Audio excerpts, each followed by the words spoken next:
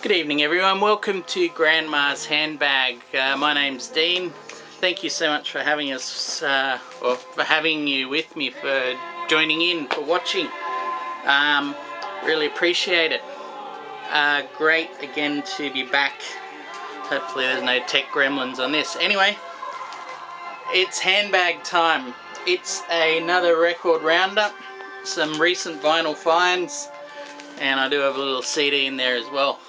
But don't get me wrong, I'm still happy to show that as well.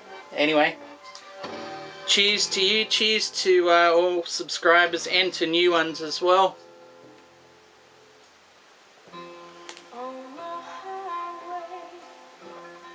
Grandma's little helper is a Glenmorangie 12-year-old nectar door. And you know what? Even though I've done a pretty good dent, it's taken me a while. I've never gelled with this one. Is anyone out there a fan of the old Glenmorangie? I get a little bit of wine off it. Yeah, it's in Sauterne casks and that, but I don't know, just this one never quite gets me. But you can't say I don't try, that's for sure. Anyway, handbag time. First off, let's get straight into this. I've got a few 7 inches I just came across the other day, and look, I'm a bit of a sucker for the original covers, even if they're not always matching. I couldn't resist this, and this one I'd never heard of. It's from the time, Empire. Ooh, my word. The Tams, Till the End of Time. So I just gave it a go, and I don't know, it's not too bad. I can sort of see where they're going. It's almost this, I don't know, Engelbert Humperdinck. Feels a bit like a Blue-Eyed Soul with this sort of wannabe Stax backing in the background. But yeah, I don't know if it quite makes it. Anyway, it's an interesting sort of curio. Certainly one a label you don't see around that often in Australia at all. And plus it's a sample record, the sticker says. Next one, in the beautiful London sleeve, we've got Dwayne Eddy. And anytime there's anything with Lee Hazelwood's name on it, I'm not going to knock that back at all. So Mason Dixon Lion, which is weird. I wonder if that's a typo. Can you see that there? Mason Dixon Lion. I'm assuming it's line, but I don't know, maybe this is meant to be that. First published 1958, this is saying. Very interesting. Pretty sure, no, made in England as well, so a British copy. And likewise, another London Dwayne Eddy pressing with 40 Miles of Bad Road and The Quiet Tree on there. This is a 1959. Again, got that London cover. I'm a bit miffed though. They've written on the back and the front here. You can see, I don't know if you can see, Time Bomb, Johnny and the Hurricanes. If it had been Johnny and the Hurricanes, I wouldn't have minded at all. And another interesting one I couldn't resist, Rachel Sweet's Baby. Cousin Tim, if you're watching, if you want it, it could be yours. I know you were collecting stiff records things, and you stuck in my mind when I saw this. So Rachel Sweet Baby, back to suspended animation. Anyway, the next one. This ties into what we're listening to at the moment as well. So, what we're listening to, Evie Sands, Any Way That You Want Me. Beautiful 69 album of Blue-Eyed Soul, I don't know. It's a whole stew of stuff on there. But anyway, the person that wrote it, let's see who can get this out here, was this guy. And before we get there, does anyone know, can you see that guy up close? Do they know what this person's name is and what his real name is? I'll give you a hint. His brother, I'll give you a hint, his niece is Angelina Jolie, as far as I'm aware anyway, and his brother is John Voight. But we all know him in music as Chip Taylor. So Chip Taylor's Last Chance, 1973. This one, not too bad condition apart from a seam split, which I'll get to fixing. I only just got this the other week. But Chip Taylor's Last Chance. I was just having a look at the record on this, and it is beautiful condition. I'd say it was Chip Taylor's only chance for this person that bought this record. And that might sound a bit harsh, but you know what? I don't know. Headley, if you see this, can you recommend this album or anything else by Chip Taylor? Because I really wasn't feeling it. With that front and back cover, I just wanted something like a down-home trip south, but it's kind of by the numbers. Not even country rock, it's sort of early Nashville country pop in a way.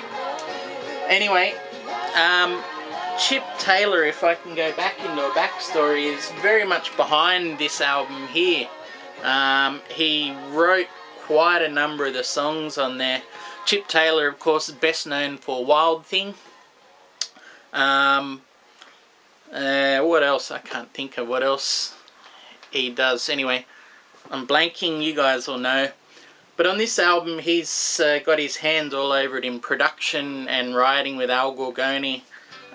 In fact, this song, well, actually it's the next song, Any Way That You Want Me, is an absolute stone classic, and I don't know, I love it because he's basically chopped up 2 or 3 songs, including his own Wild Thing, the chord progressions, and stuck them in with the Righteous Brothers. I think it might be Unchained Melody. Anyway, this version of Chip Taylor, I can't recommend enough. But this version here, just not feeling it. I wish I had another gem on my hands, but look, this was $1, and I can't argue with that.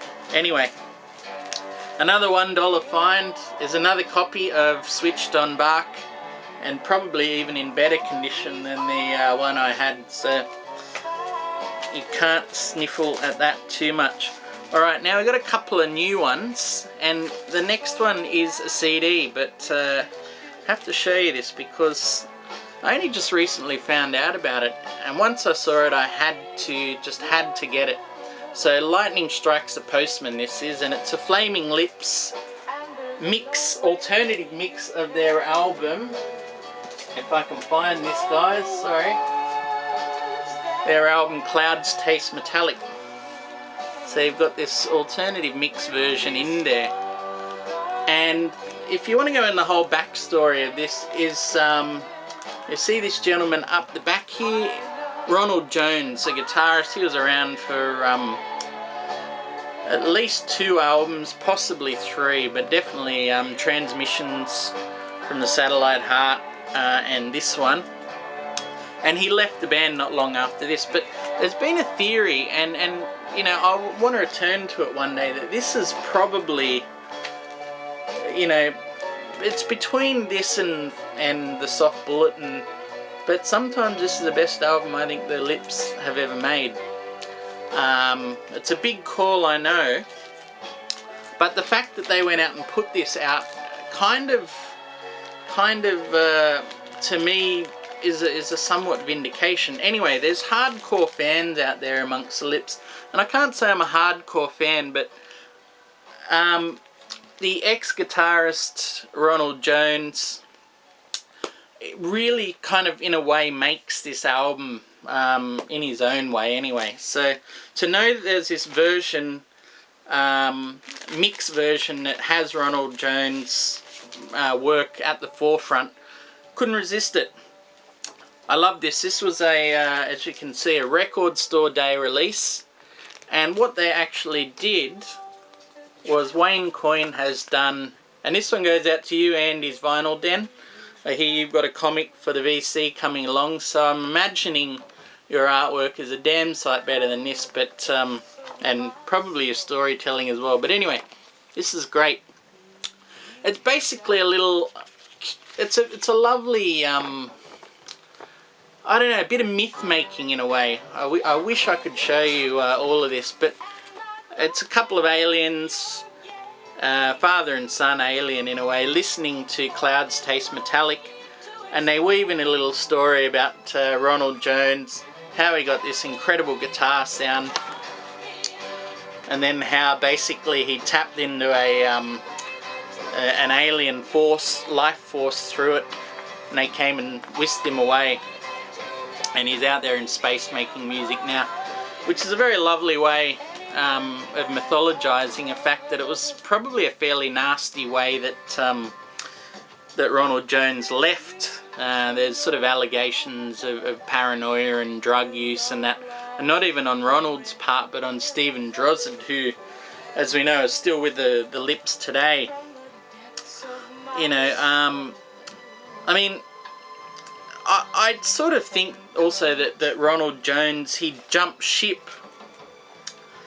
after this album, because you can almost feel on this album that the Lips, you know, after 10 to 15 years were just about done with guitars for the time being. You know, you got to remember, not long after this they went into Zyreka, which is their 4 CD parking lot experiment, and then obviously on to the Soft Bulletin, which is, you know, the least guitar you've ever heard in any of their albums to that point, and maybe since as well. But anyway, this version here, really interesting because it's mixed with all the rhythm section and what you know of the song on the album. The standard mix are all mixed way back. The guitar is way up the front, and it almost mixed like this album beamed in from another planet. There's moments where it feels like it's, you know, free jazz or this sort of space psych rock, or even at times this 90s rewrite of Trout Mask Replica. There is some weird stuff going on in there. Wayne Coyne, in fact, once sort of said, I forget where now, but it was along the lines that Ronald Jones was this kind of a love child of Miles Davis and Kevin Shields for the sound he was getting on this album, to give you an idea. And I'd sort of add Syd Barrett into that as well. There's some, you know, incredible stuff that's going on. And then if you imagined a sampled or chopped up Eddie Hazel Maggot off Maggot Brain, that sort of guitar, there's even bits of that in there. It's pretty wild stuff.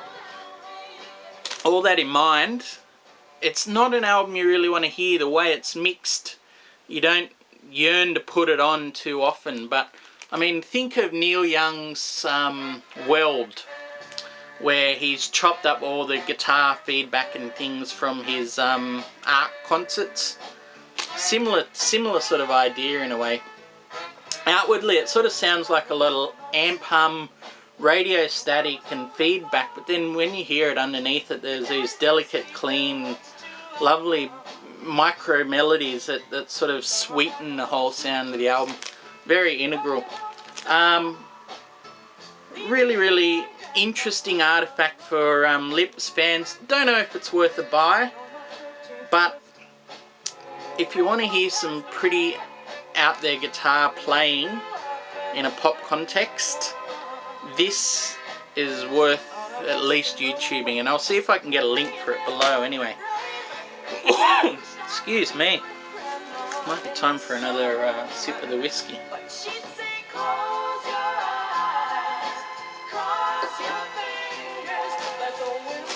And lastly, I've got a couple of notes on this one as well. Just came out in the last few weeks. Neil Young's Hitchhiker. There he is. That lovely back. I don't get tired of a cover like that, I really have to say. Beautiful stuff. And this is one of the lost albums. I mean, how many are there? There's at least 3 or 4 lost albums of Neil Young's from the 70s. And, you know, you could argue just about anything between After the Gold Rush and Rust Never Sleeps is worthy or essential. But when this only recently just got released, when I heard, I just knew I had to have it, and I'm not disappointed. You know, it's great, classic era Neil. A single night, recorded in August 1976.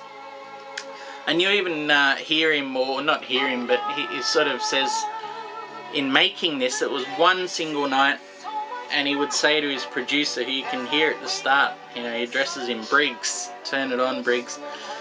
And he would say to Briggs on these sorts of recording sessions, because he did more than one, not for this album, but for other experiments, I suppose, he'd say, I guess I'll go turn on the tap now. Meaning he'd just get into the studio and, you know, either work on his songs in a performance or just create new ones on the fly.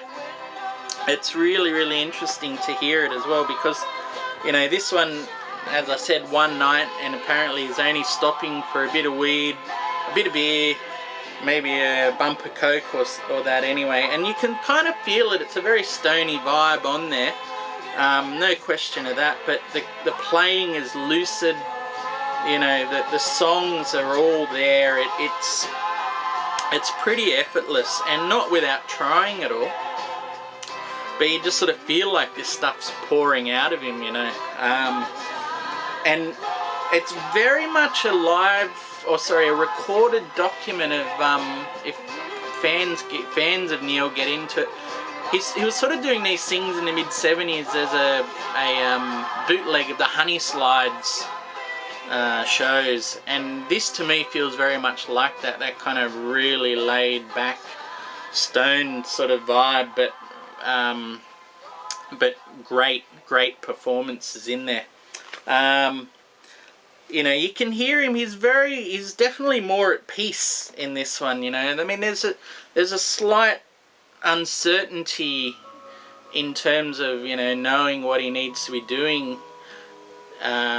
career-wise, but performing-wise, there's this real ease in how he goes into it. He starts off on here with Pocahontas, and I'd put it as the equal to Rust Never Sleeps, you know. Great solo performance. Powderfinger, the next song, what a great solo version as well, you know. You used to it on, God, I forget now. I want to say Zuma, but anyway. Band version, and you also have to remember with this album, it was rejected by his label because they thought it was too much like a demo. They wanted the band in on these ones, and you know, with 40 years hindsight, more or less, you can hear it and think, well, the songs are there anyway, you know, band or solo, it didn't matter to Neil. You got the song there, that was what was important. So yeah, Powderfinger, a great version. Captain Kennedy, I think, turns up later on, I forget which one now, but that's got a real For the Turnstiles vibe. Hitchhiker, I kind of get that in a way as well, the title track. But yeah, Hawaii and Give Me Strength, they're the two unreleased tracks on this album. And they sort of blend in seamlessly to the ones you know as well. Not necessarily any less strong at all, they just didn't make it through for whatever reason. Apparently Neil did keep playing them live from time to time, but here they are on this one.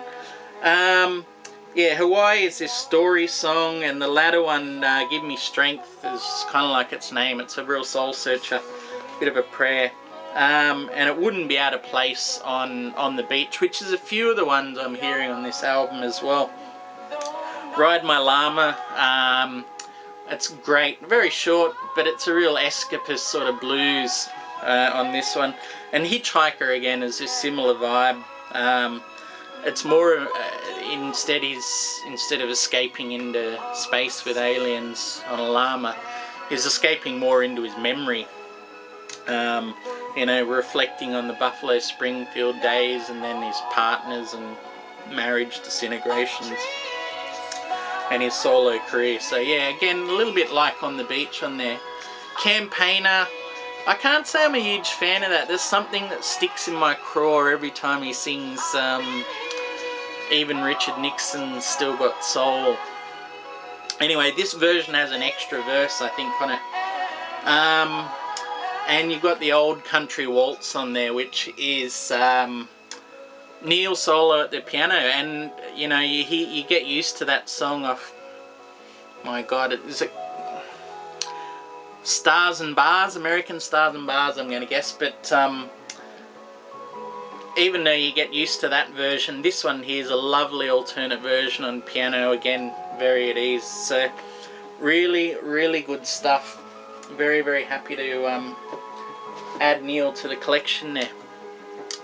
And that's it for another record roundup. The handbag is empty again. Thank you again so much, everyone, for sticking with us. I've still got more live stuff, or sorry, not more live stuff, more new records like the Neil Young and that I want to get into. I could be, or will be, taking a break. I'll actually be heading overseas, so if I can't get some digging in, then I'll be pretty upset. But yeah, look forward to catching up with you soon. Thanks for checking in, guys. Love your work, VC, and we'll see you again soon.